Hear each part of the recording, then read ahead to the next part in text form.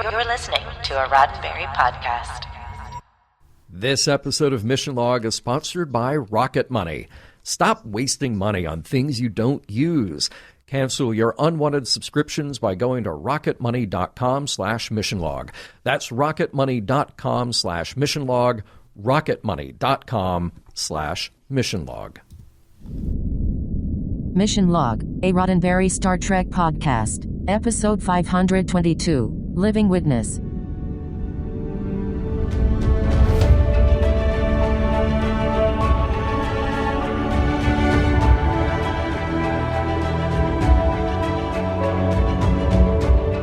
Welcome into another episode of Mission Log, a Roddenberry Star Trek podcast. I'm Norman Lau. And I'm John Champion. Each week on Mission Log, we do our best to parse Star Trek's historical record and follow the evidence wherever it leads us to make a determination about morals, meanings, and messages, and asking if the whole thing stands the test of time, a few decades or several hundred years later. This week, Living Witness, the one where the Doctor's backup is reactivated after 700 years and finds that an alien culture got Voyager's mission totally wrong. Whoa, wait. The Doctor has a backup? Are we going to do the whole show about that? Because we've only asked about that specific thing several dozen times since Voyager began. Well, I think there are probably weightier topics to discuss with this one. What? More than the Doctor having a backup. This is huge news. This could have solved so many problems in so many other episodes. Hey, somebody get Brannon on the phone right now. John, relax. You're just going to have to trust me. I think we'll have plenty more to talk about in this episode. All right. Well, maybe I'll just restructure my notes a bit while you're telling everyone how to reach us. Mission Log is a conversation about Star Trek. Drop us a line at missionlog@roddenberry.com and join us on X and Facebook at MissionLogPod. While you're at it, leave us a review and a rating at Apple Podcasts or your favorite podcast platform. And please remember, your comments could be used on Mission Log or engage on the Roddenberry YouTube channel. Hey, we'll have trivia in just a moment, but first a word from our sponsor, you. Yes, you who support us at patreon.com/missionlog. Norman, some very exciting stuff happening. You know, we talk about the different support tiers and how you get fun perks for doing that. And of course, the heart and soul of our Patreon membership is the Mission Log Discord, which is private to everyone except for our Patreon members. And Norman, we do a really fun thing there every week. There are multiple live chats, but Mission Log After Dark that we do Thursday afternoons after an episode of Mission Log drops. I think you can describe a little bit better than I can what happens there. Yeah, well, many times John and I have to continue the conversation with notes that we weren't able to get to in the course of a standard podcast. So we take a lot of that value-added material, or the VAM, as we've said before, in several of our shows, and we take that and turn that into topics of conversation. I mean, along with all of the other topics of conversation that, you know, all of the After Dark attendees bring along with them. So it's an extension, the conversation that we want to have and that live interaction that we want to have in that convention-style experience. So there's nothing really better than that when people can come in with their ideas, talk about things you talked about on the podcast, talk about things that we didn't get to, ideas of their own. I mean, it really is a wonderful dynamic, and it's really worth experiencing if you haven't done that yet. And for the first time, we're doing something very special. So when this particular episode drops, when this particular Mission Log drops, that day, that Thursday afternoon, we'll have a special guest drop by Mission Log After Dark, who is an expert in the field. We'll be recording that on video and audio and dropping that into our Patreon for all to see. So yes, even those free tier Patreon members, they will be able to see that and get a taste of what Mission Log After Dark is all about. So that is an exclusive coming up very soon at patreon.com/missionlog. Shout out to our latest members, Brian, Wayne, Patrice, Mark, PT, Tracy, Cindy, so many more. Thank you for supporting us at patreon.com/missionlog. And now here's John Champion with this week's Living Trivia. All right, we have a story today by Bryan Fuller, and immediately we have to do what this episode attempts to do, and that is correct the historical record. So Bryan got the story credit, but it was his writing partner at the time, Rob DeBoard, who originally pitched the story. Now, granted, it was very different when it was purchased, one in which the Doctor had propagated an entire species of AI beings. Bryan was tasked with rewriting it, and it was Brannon Braga who focused in on the Doctor's story and the theme that became central to this episode.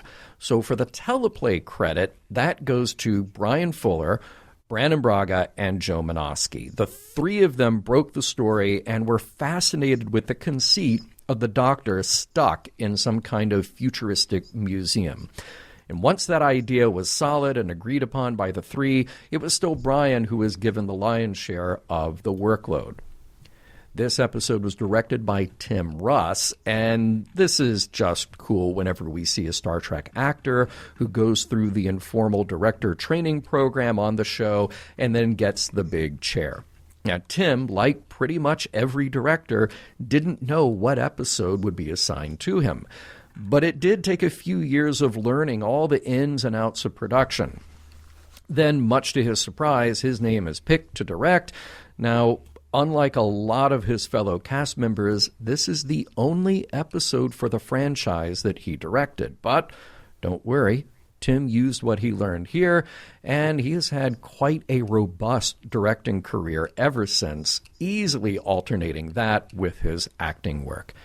Just a couple of style and effects notes here. It looks like we have a new matte painting for the Kyrian Vascan homeworld, and please, someone correct me if I'm wrong about that. And we definitely have a brand new set. The museum interior is fantastic, a huge sweeping space with a staircase and side rooms, so much. That was a major expense for this episode, and true to form, the production kept it so it could be used again. In fact, it was redressed and used as part of the interior of Ruafo's ship in Star Trek Insurrection. Well, let's meet our guest stars. We get to know a number of people on either side of the Kyrian-Vascan conflict, some in the present day of the story and some from 700 years ago as depicted in a simulation. Those simulated characters include Daleth, the Vascan ambassador, and Tedran, a Kyrian leader. Rod Arantz played the ambassador, and he is a Star Trek alumnus, but we haven't seen him for a very long time.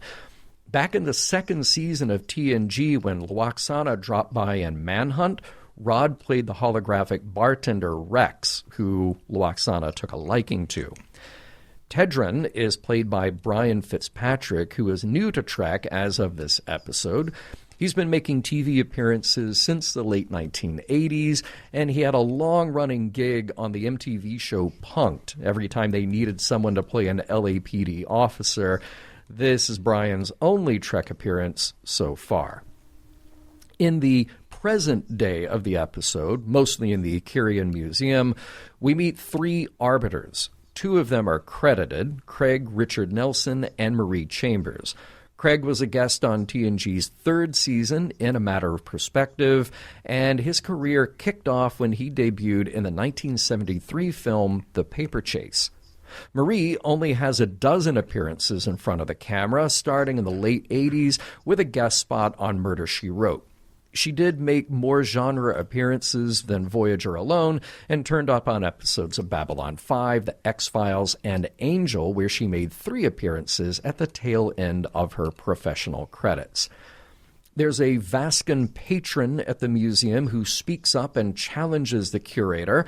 That role is played by Morgan H. Margolis, and it's interesting to point out the ways that his personal and professional life overlap with Star Trek. His father was a guest star on TNG in A Matter of Perspective, and his wife was a guest star in the DS9 episode The Quickening. We will see Morgan one more time in a guest spot on Enterprise. In the future of the Kirian Museum, a curator named Tabris is played by Mary Ann McGarry. Mary Ann's on-screen career began a little later than most, but that's because she got her start in theater way back when she was just 14. She not only acted, but produced live theater around the U.S., and at the same time she was studying and teaching in performing arts disciplines from Canada to the U.S. and U.K., ultimately earning a Ph.D. in theater and film from Northwestern University in Chicago, and she continues to take guest and recurring roles on TV to date. Finally, our guide through this story, the present curator of the Kirian Museum, is Quarren, played by Henry Voronich. This is a big welcome back to Henry, who is wrapping up his third of 3 appearances in big Star Trek episodes. We first saw him as the Klingon Jadan in the TNG episode The Drumhead, and then just last season on Voyager as Fora Gagan in Distant Origin. He has overlapped a nearly 30-year career in front of the camera with a more than 40-year career on stage and behind the scenes as a director, producer, and teacher all over the U.S. And while Henry doesn't have any current Trek episodes on his resume, he keeps working, and they keep making more Trek, so you never know.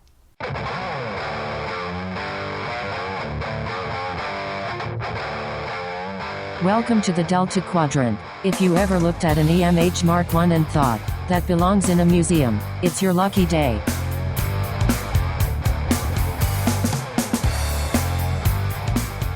Prologue.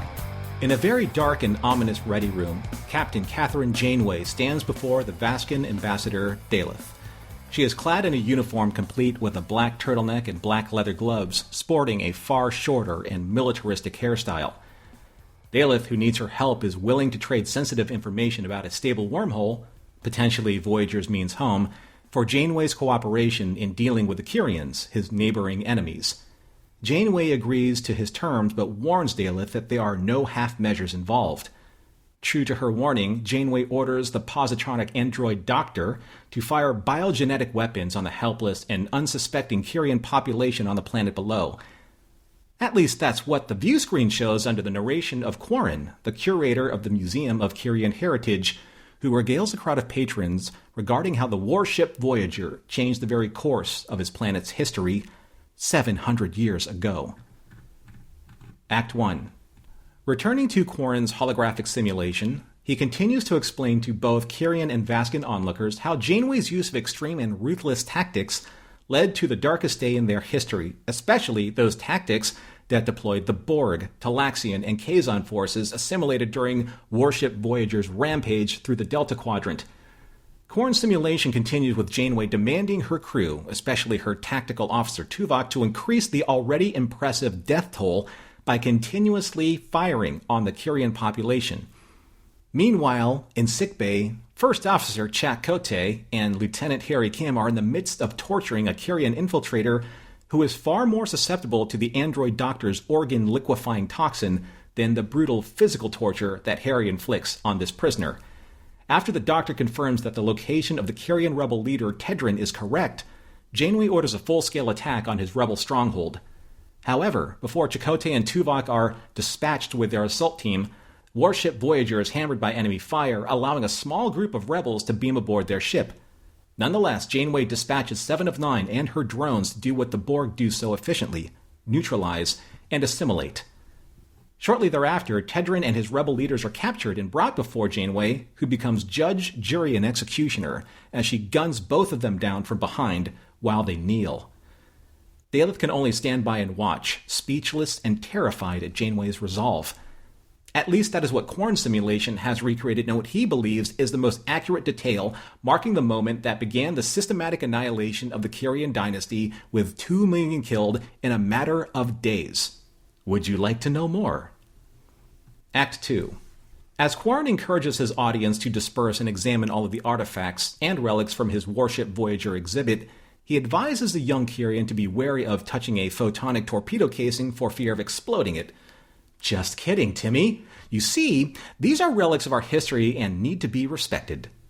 However, a voice of dissent challenges the validity of Quarren's historical recreation, a voice from a young Vascan man who demands proof that Quarren's accounts are indeed accurate and that the Kyrians were indeed the victims in a war that tore these neighboring species apart 700 years ago, stemming from a botched negotiation between Janeway and the Vascan ambassador Daleth. The young Vascan demands what Quarren would do if his facts were indeed proven wrong. Quarren, however, admits that he would set the record straight, but no matter, because he is about to activate the one relic proven to have come from the warship Voyager herself, which will prove beyond all doubt, and even beyond 700 years of time itself, that his recreation is indeed the truth. Later in the privacy of Voyager's engineering exhibit, Quarren finally makes the breakthrough he needed to activate what he believes is a data storage device containing a sophisticated optronic data stream. Upon powering up the device, the familiar phrase, "Please state the nature of the medical emergency," greets Quarren. It is the Doctor, but not the android he believed him to be, but a sentient, holographic, and incredibly confused program who Quarren tries to explain has been dormant for 700 years. As the Doctor runs away in disbelief, he is shocked to find himself no longer on Voyager at all, but in the museum's exhibition hall. Act 3. The Doctor is in shock with his current state of affairs and is more appalled with Quarren's complete misinterpretation of Voyager, Janeway, and the crew, and mostly every detail that Quarren has cobbled together to tell the narrative of Voyager as a ship of war, and not a ship of peaceful exploration. And to add even more complexity to the Doctor's resurrection, aside from being displaced 700 years in an alien future and being separated from his crew, his family, and staring at the maligned so-called evidence that frames Voyager as everything it factually wasn't, Quarren decides to pile on one more thing. The Doctor has been classified as a sentient being and is now legally accountable for his actions, as in those he was complicit in 700 years ago, as in designing biogenetic weapons, as in war crimes. But the Doctor demands the right to set the record straight, and not only to defend himself, but the truth and the memories of those he served with. After watching more so-called footage of Warship Janeway and her cronies, the Doctor could not be more appalled by how grossly inaccurate Quarren's recreation is, regardless of how badly compromised the data was in reconstructing Voyager's case history that led to the execution of Teldrin and the near annihilation of the Kyrian people. In all fairness, the Doctor says Quarren did get some things right, like Tom Paris's flirtations with the female crew. But overall, the Doctor rails against the rest of Quarren's simulation, demanding that he correct the sheer, egregious, and slanderous narrative that is unfairly heaping all of the blame on Janeway and her crew. And when the Doctor continues to press these matters further, Quarren shuts down his program in favor of defending the Kyrian history and the series of events that he has always believed to be true. Until it isn't. Act 4. You see, Timmy, Quarren is a man of science, a man who believes in facts and not fake news, and who also understands that if the Doctor's hologram exists, and he is in fact not an android as previous data proved him to be, then what other inaccuracies exist in his exhibition? And the only living witness to those events is the Doctor, who is willing to offer his testimony so that Quarren can amend his records and bring the truth to light. With a few modifications to Quarren's files, there you have it. A more historical account of what exactly happened on the starship Voyager, not the warship Voyager, whose captain, now clad in a softer, more agreeable uniform, complete with the standard symbol of Starfleet pinned to her chest, is in peaceful negotiation with Ambassador Daleth. However, the now corrected major change in the Doctor's narrative is Teldin's arc. He is the leader of an assault team that infiltrated Voyager and took hostages, including 7 of 9. After being captured, Teldin accuses the Vascans of oppression and abuse, and before he can harm anyone in the room, Daleth guns down Teldin, and not Captain Janeway. This testimony changes 700 years worth of history that has kept two neighboring peoples at racial and cultural differences for generations. At least this is what the Vascan and Kyrian arbiters believe after carefully examining and deliberating on the Doctor's simulation and his truth of the matter. The Vascan arbiter believes that this is the proof he needs to exonerate Daleth and his people from blame. The Kyrian Arbiter believes that this changes nothing, especially how maligned her people have been since that fateful day on Voyager.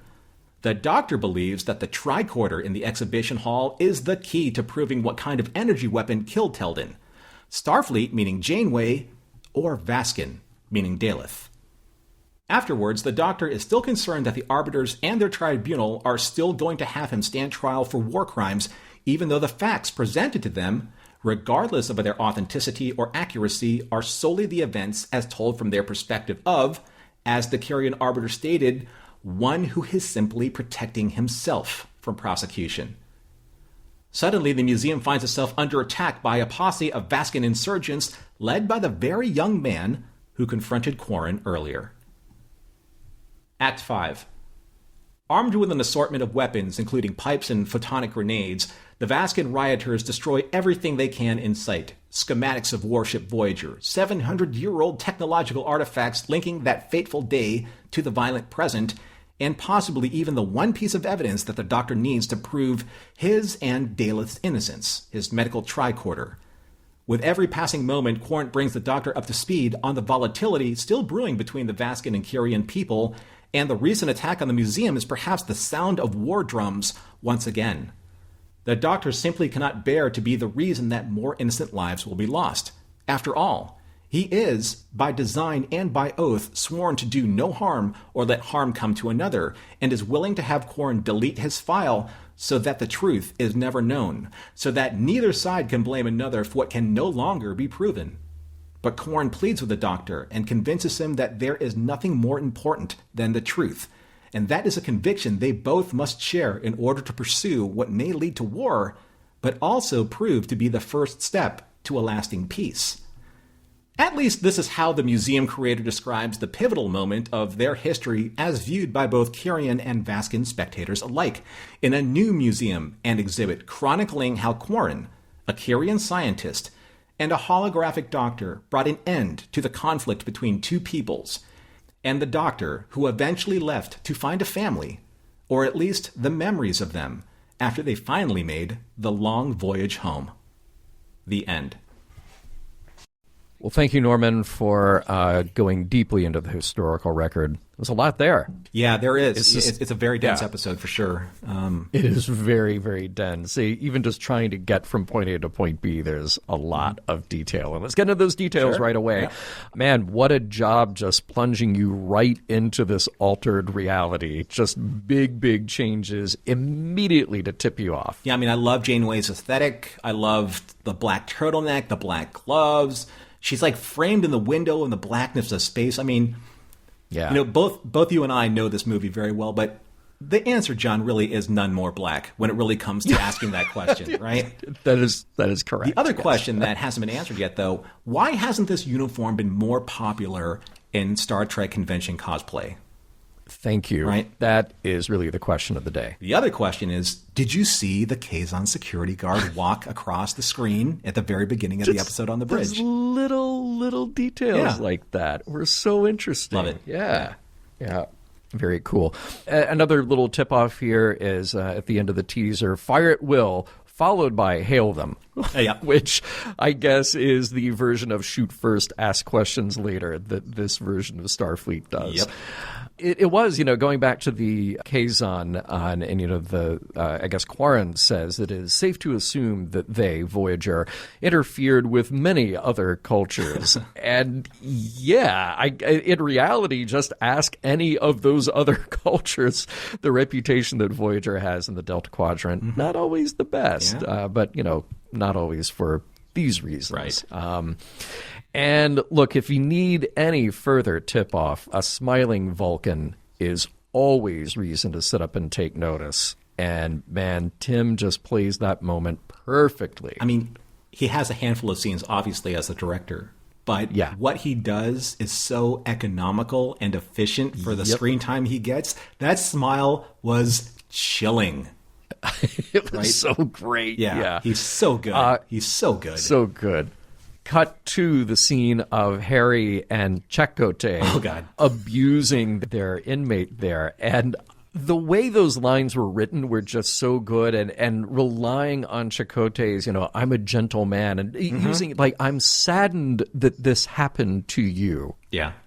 Was so devious and horrible, but also a lot of fun making Harry the enforcer.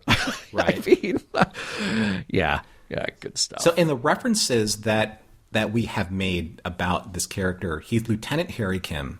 So only in this alternate universe where facts have been misconstrued, where he got his promotion.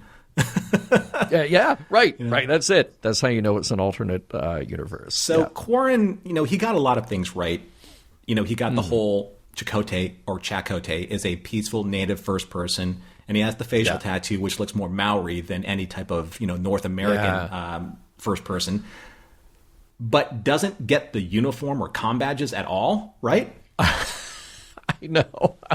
Well, that might be a running theme here. I have a lot of questions about how the gaps got filled, but how you have a record with so many gaps anyway. True. Just because if you have a digital record, it is a digital record. It's not like paint that wears off, It's either there or it isn't. Right. But anyway, that's, we can get into that. To the side. Yeah.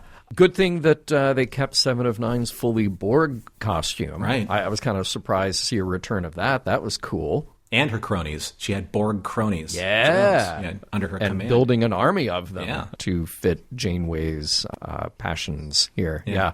So it's interesting when Harry ducks underneath the railing behind Janeway's chair to crouch down and talk to her. I don't remember ever seeing that done before by another crewman. So...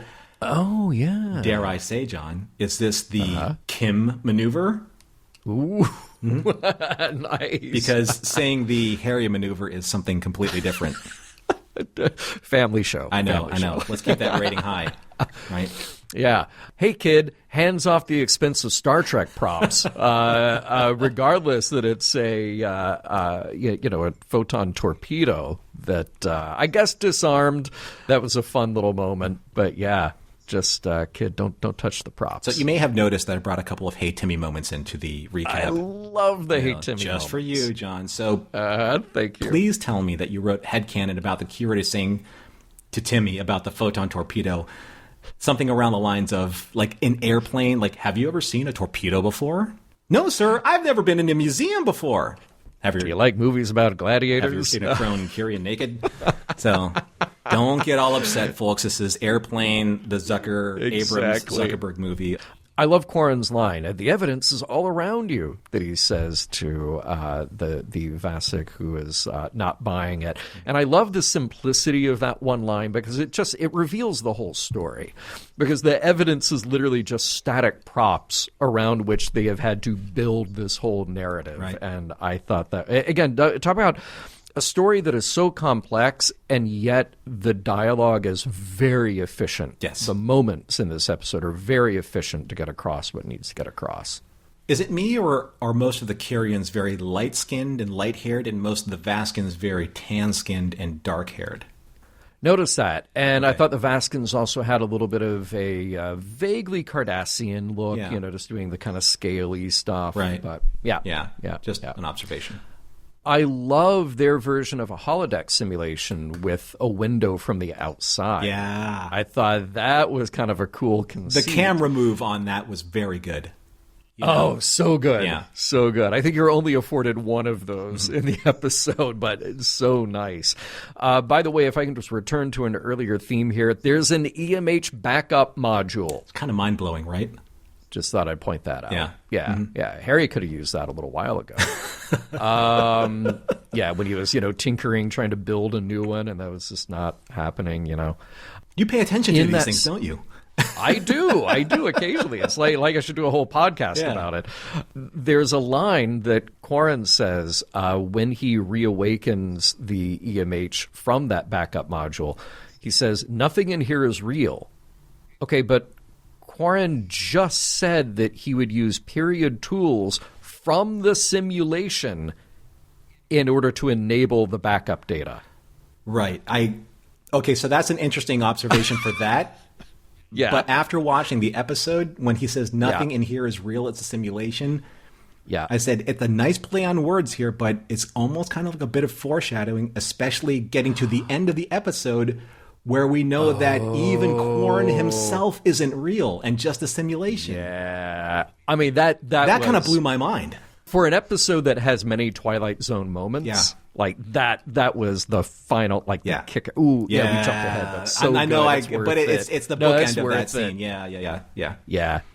I guess we had to reference Rip Van Winkle because Buck Rogers is trademarked. Because otherwise, that would have been an appropriate experience for the Doctor. It's a good thing that he didn't start dancing disco, because that would have been a crime against everybody.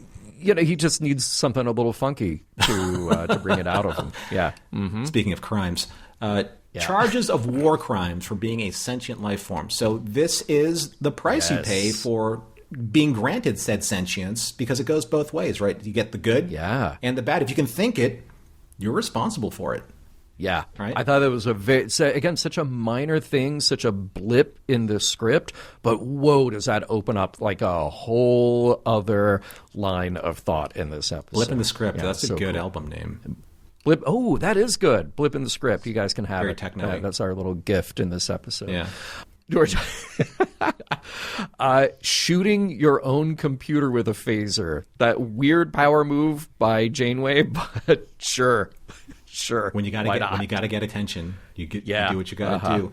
Okay, so there are, like, I gave credit to where credit is due. Like, there are occasions where Quarren got certain things right. Like lines like Tuvok saying to Tom, "If you looked at your console once in a while instead of chasing the female ensigns, you see it otherwise." I mean, that's some good shade there, right? Or Tom saying to Chakotay, "Well, then propose something, first officer. Earn your rank for once." Ooh. Like, he got these character archetypes dead right? Yeah. But if he gets the personality details right, again, the uniforms and the comm badges, I am not going to let that go. Email me all the things. I don't care. Right? I don't think you should. Yeah, I think you're right. This kind of goes back to those gaps in knowledge and a digital archive versus a physical archive. We have a backup of the Doctor, which also raises a question, how often is the Doctor backed up? Because that seems like a very recent backup if he's saying, this happened yesterday during that conflict. But why is the Doctor having trouble remembering things? Like, he takes these long gaps to remember a name. But these events were yesterday for him, as he points out. And here's the thing. A computer either has a memory or it doesn't. It either knows the name or it doesn't. It's just a gap. It's not like it has to sit there and think about it, because that memory was written yesterday and that name doesn't change. Right. So, well, John, some say yesterday sometimes their troubles are just so far away, but life isn't an easy game to play. So I believe in yesterday. That was beautiful. I mean, now in trivia, you said that there was a possible new matte painting of the Kyrian city. I thought it looked gorgeous. I thought it was a great way to open up this story. It gives you a lot of perspective, like on this Kyrian city, and obviously, they've rebuilt this over time because there are wars, et cetera, et cetera. Yeah, I love looking at the hillsides of these matte paintings, because it reminds me of Los Angeles, North Los Angeles, Agua Dulce, perhaps near Vasquez, like in that area, the high desert. Yeah, very cool. This kind of goes overall for the episode because you spend a lot of time in the museum, but there are so many good sci-fi props in there, and especially in the little office kind of off to the side. That wall divider was awesome. Yeah. Oh, and that is a classic piece, by the way. That wall divider was made, I think, in the late 50s, early 60s. And you can order it piece by piece, and it will cost you a bundle. You've looked at it, haven't you? I've looked. I knew it. I knew you would. Yeah. I was tempted. I kind of want one, but yeah. And just overall, look, I love the idea of a hologram museum. I mean, I think about things that I've done in VR today that are historic recreations, and I think that is hopefully a thing that continues to get explored down the road as the technology gets better and better, because there really is a promise there. I do have to ask, though, there are certain things that the Doctor is sharing in his own simulation, and he wasn't there for pieces of that simulation. So you do have to kind of wonder about where he's filling in some gaps, too. Well, this goes all the way back to, does this make the case for our argument that the Doctor is part of the overall Voyager computer's operating system? Right. Oh, good point. Because with all that input, yes, yeah. Because I had a conversation like recently with a friend, and he said something, and then asked ChatGPT about something, and it brought up details that he said he never said to ChatGPT, and I said, well, it's because the operating system is listening to you. Yeah. Right. Yeah. And like the cameras that the Doctor put around Voyager to expand his sphere of influence. Yeah, when he just shows up in a meeting on a monitor somewhere. Yeah, he's there. He's more sentient than you think. How did Daleth get a weapon aboard Voyager past the transporter's sensors? Well, good question. Thank you. That is, I do not know. Because I don't have a good answer for that. That itself was the moment that we're talking about. That's like the critical event. It is the most important moment. Yeah. Unless there was some other, I don't know. I thought, I come up with a way to justify that. I looked, and it wasn't like he grabbed a Federation weapon, which would have, cast doubt on the Janeway exoneration of that part of the story. Oh, right. Yeah, good point. Yeah. Good point. Yeah. Tuvok still outgunned and a little late. So sad. It's the way things happen for Tuvok a lot. Unless he has a Tommy gun. Oh, that's true. That's true. We have a shout out to Section 31, although not really Section 31, is literally the 31st section of a piece of Voyager. I'm a little sad that we didn't get a shout out to Section 47. You would think that they would have that. Yeah. Interesting, though, that if we can't have B'Elanna on the show, at least we'll talk about B'Elanna on the show. That was sweet. That was good. Sweet. And it was nice to see him reminisce. That was kind of cool. And I did want to tell the Doctor, look, man, these people will keep on fighting with or without you. You should just go, But, of course, that would preempt the end of the story, actually. But, and you mentioned it before a moment ago, the double fake out. Yeah. I love the wrap up that we get by doing that some other point in the future, looking back at Corran and his willingness to study further and change his mind. That was brilliant. Absolutely brilliant. Is it breaking the fourth wall when we see marketing photos of the characters, in this case the Doctor, in this case Robert Picardo, when used in-universe, as we see it on the display of the Doctor as part of the new museum display? That is such a good point. And I guess the only answer is the in-universe answer, that they blew the budget on the set and could not afford to bring in a photographer for that day. Fashion is so subjective. Black turtleneck and sunglasses? You're a het cat. Black turtleneck and leather gloves? You are the destroyer of worlds.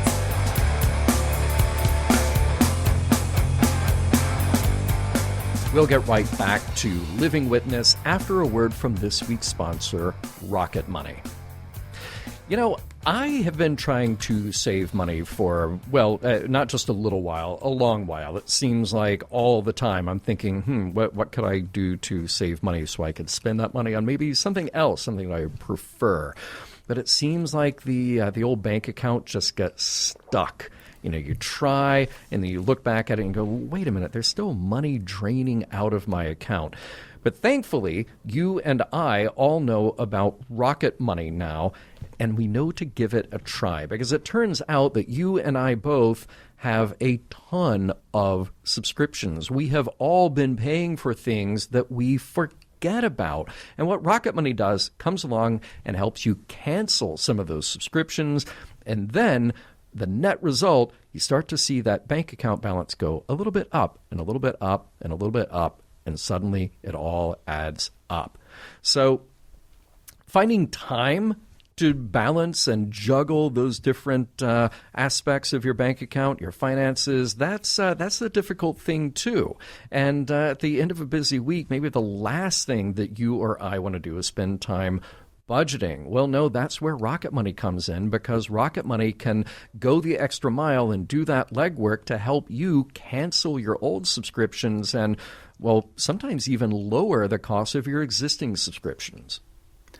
Rocket Money is a personal finance app that finds and cancels your unwanted subscriptions, monitors your spending, and helps lower your bills so that you can grow your savings. Now, with Rocket Money, you can have full control over your subscriptions and a clear view of what you're spending. You can see all of your subscriptions in one place, and if there's something you don't want, Rocket Money can help you, it can help me, it can help John cancel all of those unnecessary or maybe duplicate subscriptions with a few taps. The dashboard is so simple and so easy to use. It can show you the month's spending compared to last month or months previous, and you can see the spending habits that you have, because it'll help you also track your budget and keep your spending in line with what you're comfortable with, so you're not wasting any money, right? So that's important to us. Mm-hmm. Rocket Money will also even try to negotiate to lower your bills for you by up to 20%. All you have to do is submit a picture of your bill, and Rocket Money takes care of the rest. They'll deal with customer service for you. That's so that is key. That level of customer service, dealing with other customer service, that's magic. Rocket Money has over 5 million users and has saved a total of $500 million in canceled subscriptions, saving members up to $740 a year when using all of the app's features. So stop wasting money on things that you don't use. Cancel your unwanted subscriptions by going to rocketmoney.com/missionlog. That's rocketmoney.com/missionlog. Again, rocketmoney.com/missionlog. Oh, Norman, we have got a lot to chew on today. And I have to say, before we recorded and before we even talked today, prior to today's recording, I kept thinking, we could record this back-to-back several days in a row and come up with so many different topics to address, so many areas to explore. And I think just on the surface level, you look at this and you go, oh, okay, well, it's about history and our misinterpretation of history. And you dig a little further and a little further and you just go, oh, but wait, there are all these little moments that have so much fodder for discussion. So I will say right away that our little show here, our little time with you today, is probably not enough. This will carry on into our Discord and into our social media and email that we get from people. So I look forward to that continued conversation. But, let's bite off something and chew on it right now. Norman, how do you want to start? Well, let's start off with something light, John. Let's start off with a very, very light topic. Let's talk about revisionist history. Oh, is that all? That's all. And if we can do that in 60, 90 seconds. The funny thing is, in context of this episode, revisionist history is just the tip of the iceberg. It really is. Right? Yeah. Much to the credit of what you have said. So there's a scene where Quarren and the Doctor were talking, as there are many scenes. But in this scene, Quarren says to the Doctor, "You're trying to protect yourself." And the Doctor says, "And so are you, from the truth." Isn't it a coincidence that the Kyrians are being portrayed in the best possible light? Martyrs, heroes, saviors, obviously events that have been reinterpreted to make your people feel better about themselves. Revisionist history, it's such a comfort. Do we even have enough time to discuss how important this scene is in the context of not just the episode, but in regards to the human condition?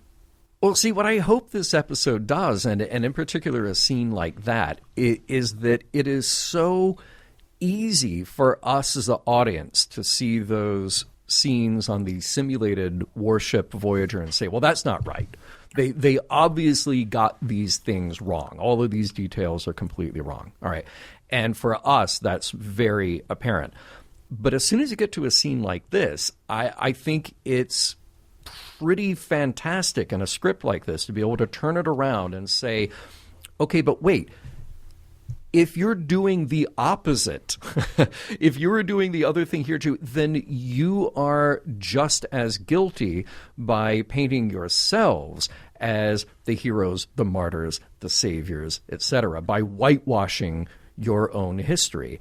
And even turning it around on the Doctor himself, just by introducing the idea that he may have his own bias. Now, granted, he would have presumably less of a bias because he is built on a recording machine, a computer, but is it possible? I would argue yes. Is it possible that that carries along with it a certain bias?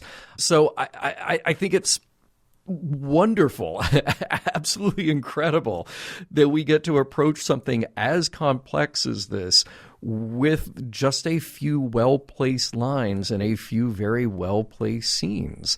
This is not only an argument about how we look at history, it is an argument about how we interpret our history for the actions, the politics, the things that we do today. Because on whatever side of an issue you may fall on, inevitably there are arguments to be made about how, well, that doesn't fall in line with history. Or if you vote this way or form your opinion this other way, that is the one true correct way because history compels it. And then you have to look at it and go, okay, but wait a minute. Mm-hmm. How are you getting that history and how are you interpreting that history? That is the good and the bad of it.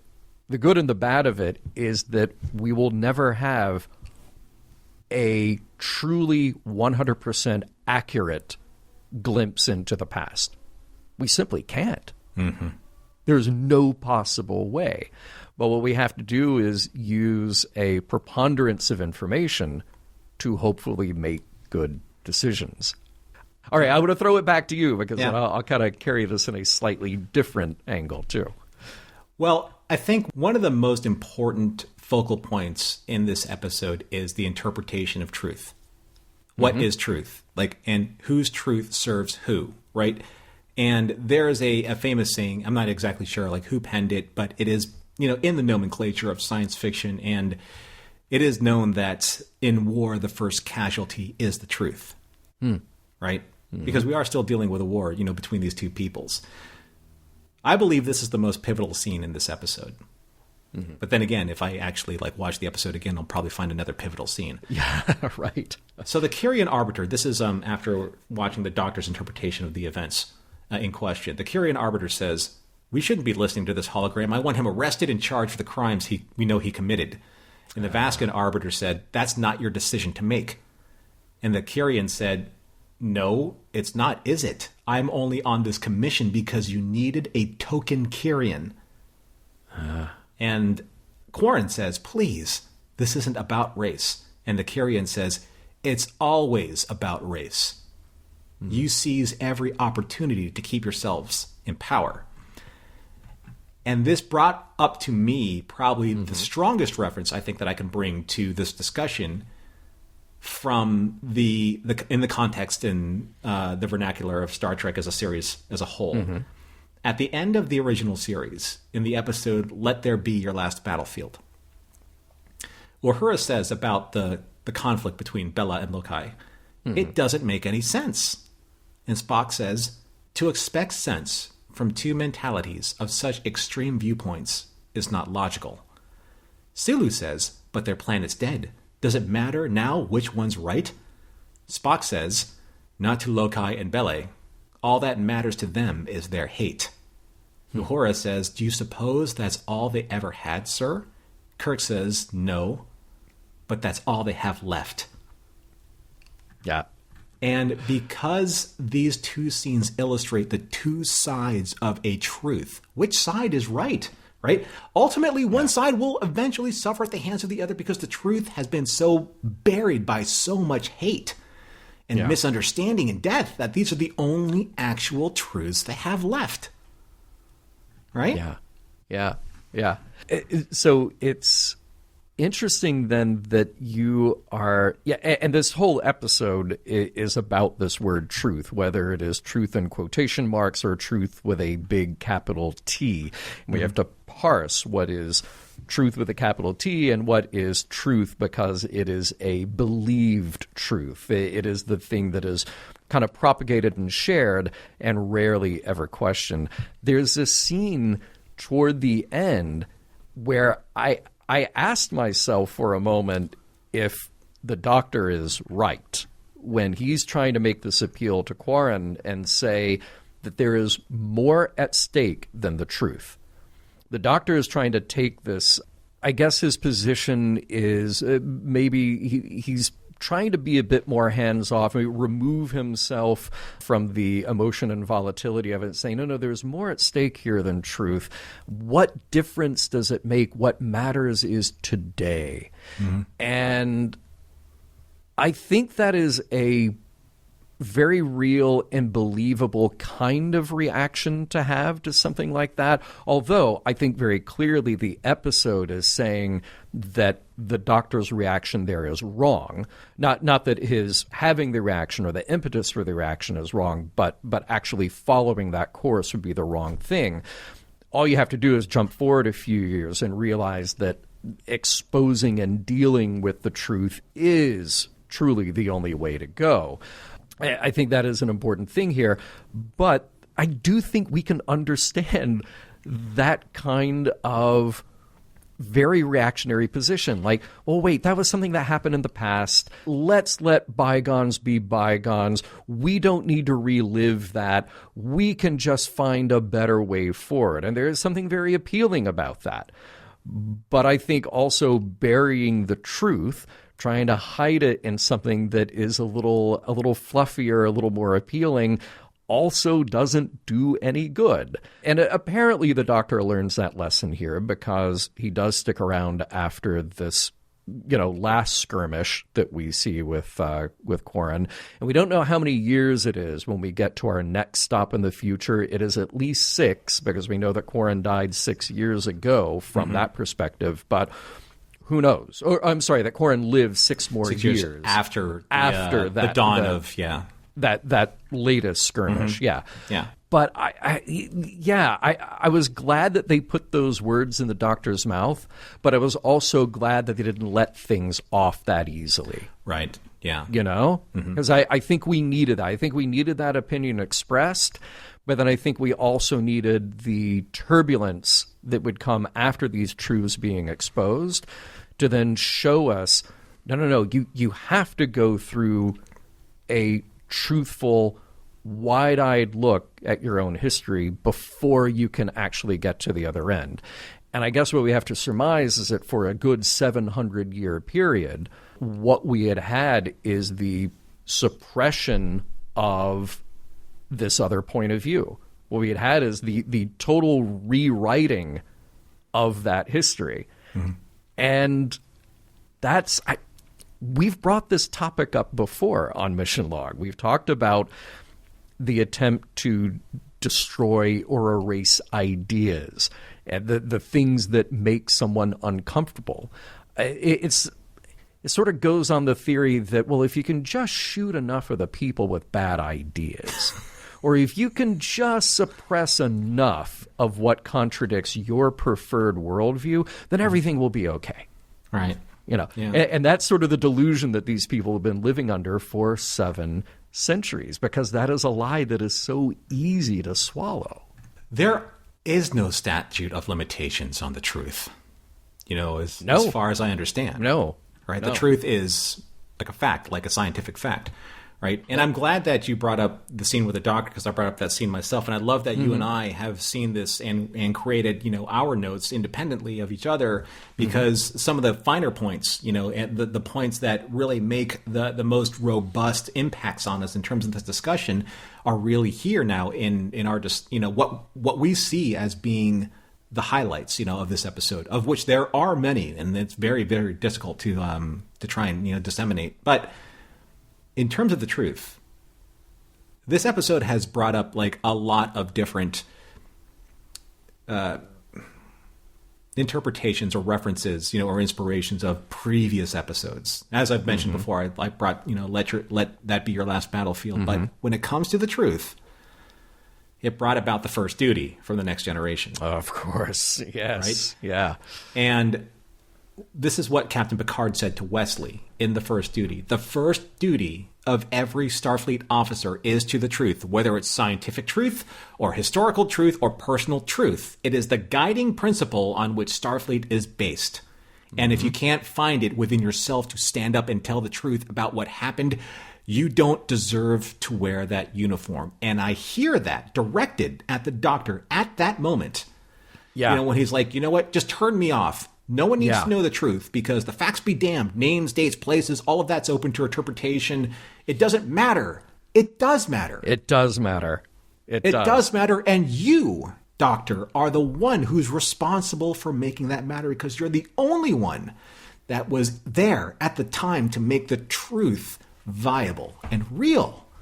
Right? Yeah, he doesn't want to go through the difficulty or the responsibility of that. But as often we see in Star Trek, you have to do the difficult thing because it's the right thing. Again, the Doctor's reaction is totally understandable. Absolutely. Because, but it is absolutely the wrong path in this. And I want to frame this this idea about looking for the truth. Because, I think when you look at something that is historical and the farther and farther away we get from an historical event that we want to analyze, it would be harder and harder to pin down what is the truth with a capital T. There are always competing narratives, no matter what. But I think what's important that is the exercise of this episode is encouraging our minds to be open, but in both directions. In any academic pursuit, we have to look boldly at evidence, and we have to let that lead us to truth, no matter how inconvenient or undesirable or upsetting that might be. And what we see here over and over again is using evidence to reinforce a narrative that has already been decided. We've talked about that before on this show for sure. There's another side to this story, though. It's the one where any of Voyager's actions are worthy of scrutiny because they have had some unintended effects that change the future for someone else just by being there, just by being in the Delta Quadrant and interacting with other species and cultures. They have had unintended effects. And some of those might seem like they have played out just fine in the short term, and we may find that they have terrible consequences later on. Like we've only touched on this maybe last season, season 3, where you start to hear the word around the Delta Quadrant, like, oh, these Voyager crew, they're awful. It's been called the ship of death. Right. They leave this path of destruction, you know.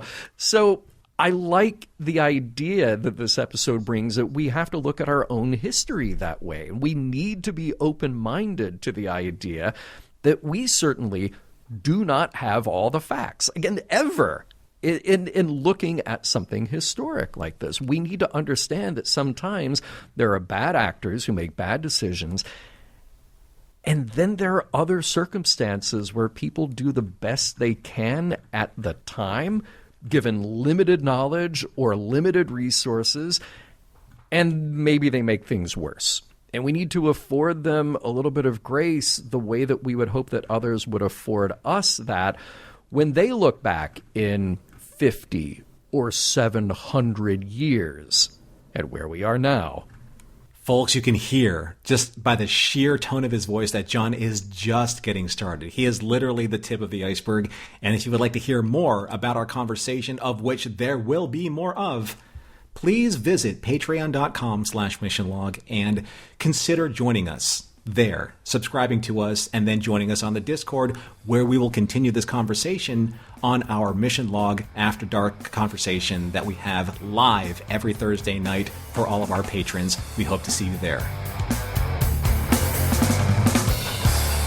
It's a good thing they didn't run a backup of the Doctor that time he turned evil. These people have enough problems as it is.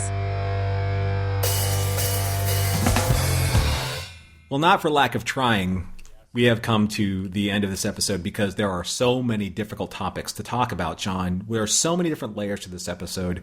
And I think we could have probably talked about this episode for hours on end. And that's just on one particular topic as opposed to the multitude that have been presented to us in Living Witness. But you and I have come to the end of Living Witness. Are we the living witnesses to this episode with our final thoughts of, does the episode hold up? And did it have any morals or meaning? I say this jokingly. Does it have any morals or meanings or messages that we were able to mine from the episode? But no, in all seriousness, very complex episode, very deeply layered, very incredible performances, et cetera, et cetera. Does the episode hold up for you? Yeah. I mean, okay, look, we've kind of hinted at it and played with it in the earlier parts of the podcast that there are some areas where you really have to suspend your disbelief, even more so than just the average episode of Star Trek or the whole premise of Star Trek to begin with. They're just things you have to take for granted in order for the story to work. That's okay. It's so fun to see how badly the Kyrian Museum does at reconstructing history, especially since, well, digital records, again, are pretty clearly either recorded or not recorded. So, many, many pieces we have to interpret here, much like our curator. And this episode it's just so preachy and obvious that I can't help but love it. It's Star Trek through and through, and I hope that people would actually give it some deep thought after watching and not just be dazzled by the fun of a quasi-mirror episode, but really think about what the story is about. And here's the most difficult thing to think about. It's 700 years later, and these people are still bickering and still trying to figure out who's responsible. I'm sorry, John. I have to interrupt you for a second. Yeah, go ahead. Every single time we mention the name Kyrian, I have to ask you this. Yeah. Do you think in any way that name was, inspired by Carry On, My Wayward Son? I mean, think about these lyrics. Yeah. Carry on, my wayward son. There'll be peace when you are done. Lay your weary head to rest. Don't you cry no more. Oh, I like that. Right? I like that. Fun thing about Star Trek naming conventions, it's usually like, obviously, a word, a real word or a real name, and you just kind of switch a letter or something, and wouldn't that be pretty surprised? close. Yeah. These aliens are us. Just very plainly, these aliens are us because they can't let go of the things that separate and divide them, and they will still debate the things that have torn them apart. There is a fun element to this episode, which is the question of, well, how do you make a holodeck episode or a mirror episode without just making that again? And we have the great benefit of a terrific Robert Picardo performance in this, and he's just such an MVP anyway, and here they really let him shine in a few different contexts, which was nice.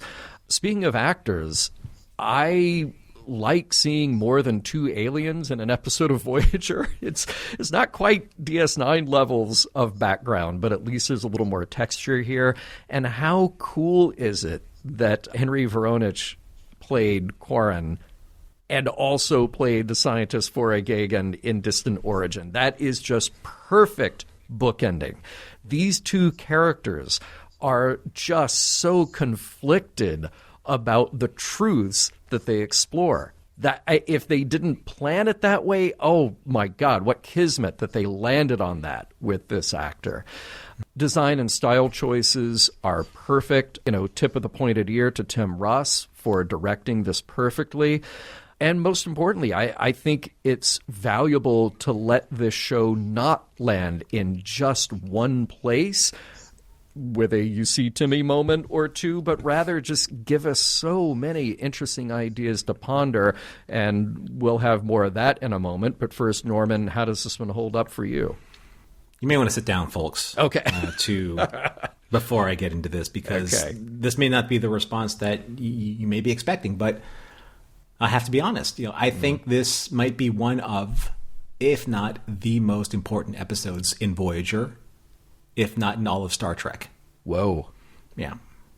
I mean that absolutely sincerely. Yeah. I mean, for me, this episode has perhaps come the closest I've seen in Voyager that harkens back to the tone of the original series and Gene's original vision for what Star Trek can achieve through the guise of science fiction storytelling. And even though it was relegated to a very few scenes, especially when the two arbiters are debating what is or what isn't the actual truth of the event that began their cycle of hatred between their species. Yes, I said a handful of scenes that, for me, really justify why I believe this episode is important, if not the most important episode in Voyager. But it also leads to my biggest critique of this episode, and perhaps that came from my critique of the Killing Game. In both of those episodes, in those episodes and this episode, we see the only quote-unquote reinterpretation of character archetypes as we know them, and not something necessarily new to explore. Not from a writing standpoint, but from an actor's ability to access a different gear in their repertoire, right? So, in this episode, the Curians, or Quarren specifically, extrapolate the same personalities of the crew from decompiled data that he found from these sources. Yeah.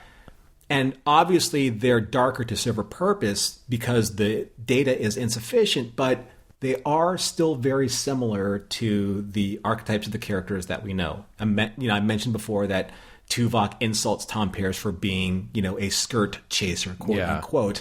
Right. That seems to me a little obvious, for the open canvas that they had to be able to write interesting characters in interesting ways. And why do quote-unquote mirror universe characters always have to act like villains? Yeah. Right? Right. Personally, I wish that we saw personalities closer to the real characters, but written in a way that made them the tools for propaganda that they were being used for, right? Imagine how powerful it would have been to have seen Janeway as we know Janeway, not this mirror universe Janeway, but as we know her at the beginning of the episode, saying the exact same line, wearing the exact same standard jumpsuit with the Voyager Delta, right? When she says, when diplomacy fails, there's only one alternative: violence. Force must be applied without apology. It's the Starfleet way. Now, seeing that in the context of her as her, and not her as a mirror universe her, would have been truly subversive, right? Yeah. And I think that would have added more complexity to the facts that Quarren recreated from the incomplete data that he discovered.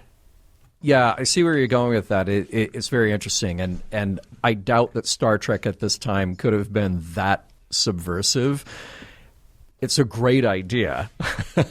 Really imagine the beginning of the episode, like Janeway and and the ambassador, they're talking. She says that line. Yeah. But with Janeway's bob hair, the bright ready room, all that kind of stuff, right? Yeah. There might have been a slight tweak to it that wasn't quite as sinister, but you could have used some of the same language and driven it home. But I also think that by doing it this way, it drives home our ability, especially with the distance of time, to be able to paint those who are other than as monsters. Yeah. And strip anybody who is not like us of their humanity.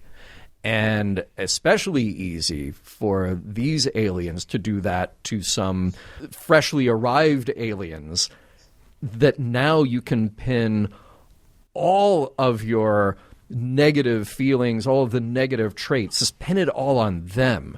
Oh, because it's not our fault. And it's partly the fault of our enemies that we've had for however many centuries already on our planet. But boy, we can really pin the blame on these others and take away any responsibility from ourselves. Well, I think that's where I think, in today's storytelling, it's I like it when it's not so black hat, white hat. Yeah. I mean, like going to the back to like, for there's, this is your last battlefield, the Bella and Loci is white and black or black and white. Yeah. So if there was more of like complexity of gray, like the way that it's interpreted, then I think that would have added a little bit more to the story where things were misconstrued based on the recreationist history of incomplete data. Agreed. Because I think that would be a cool way to do this. Is you could have very much the same scenes, the same dialogue, but literally you're just like turning the camera in a different angle and say, "Oh, but wait, here's the context you're missing." Yeah, exactly. And to be fair, like a lot of it worked. A lot of it was obvious, true.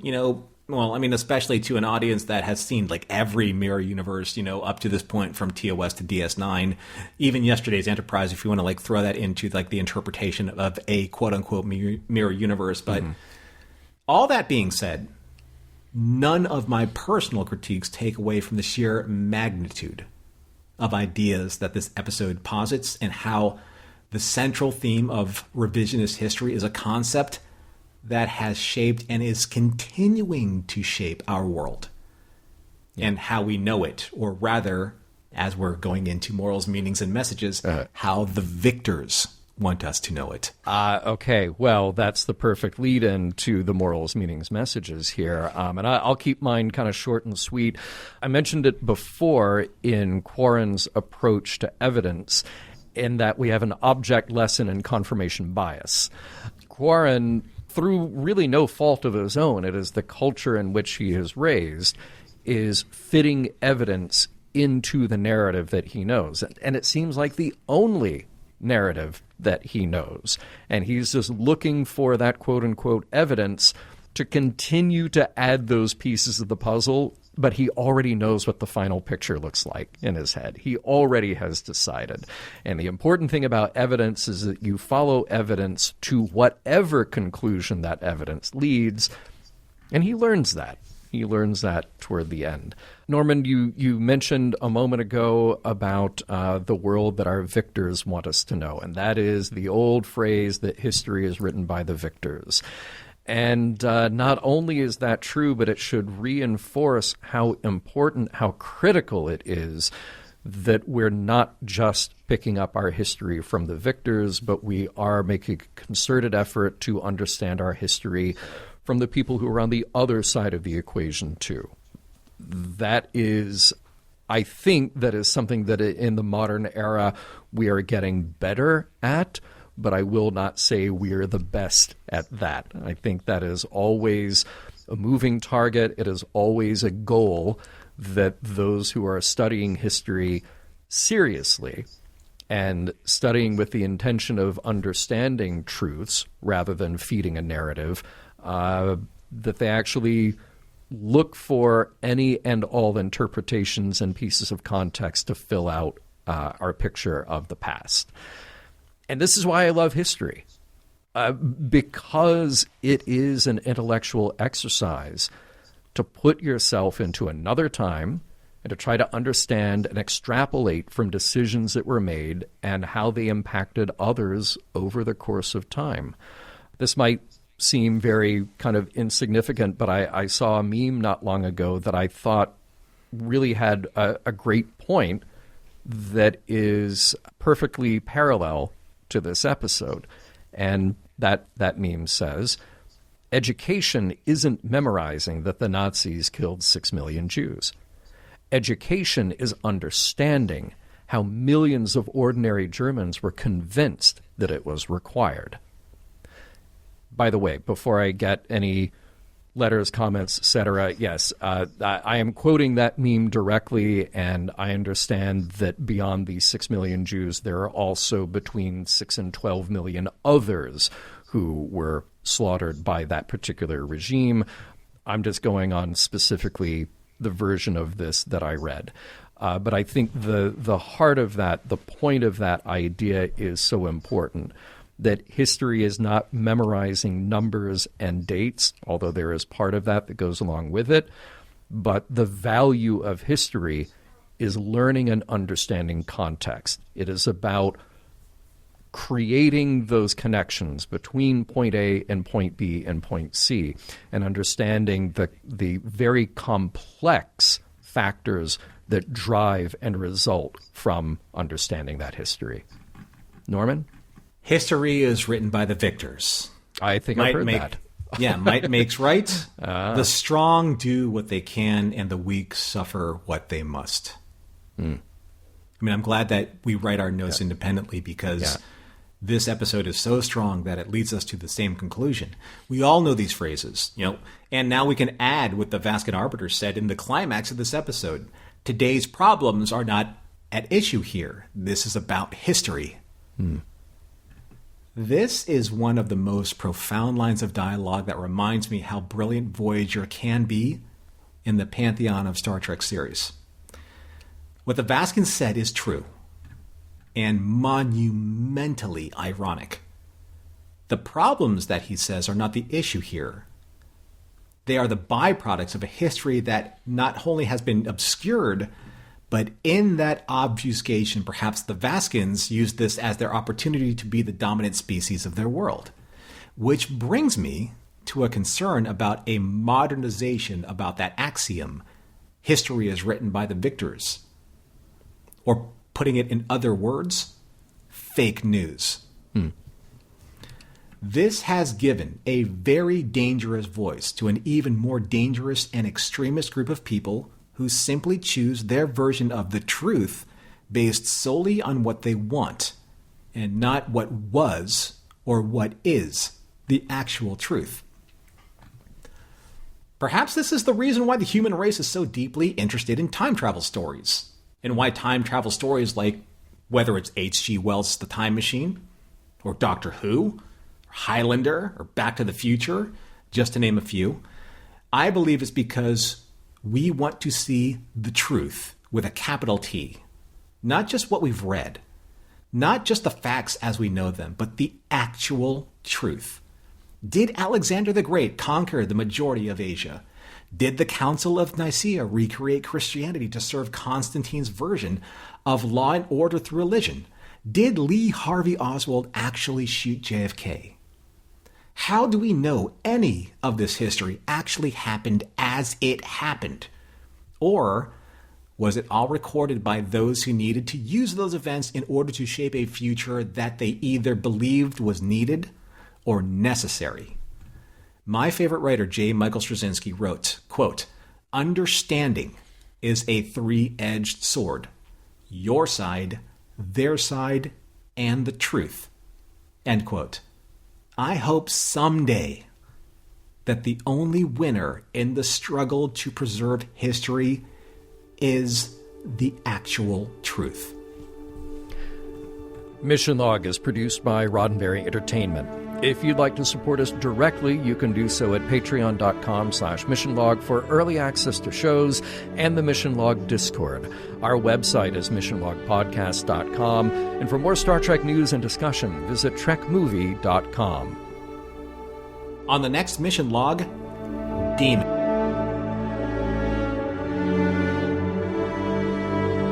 Some of the music for Mission Log provided by Warp 11, online at warp11.com. Special thanks to consulting producers, Matt Esposito, Homer Frizzell, Julie Miller, Mike Richards, Mike Shadwell, Paul Shadwell, and David Takechi.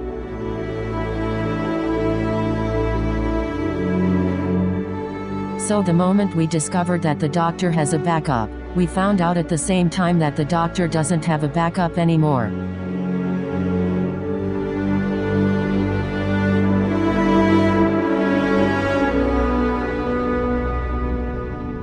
End transmission.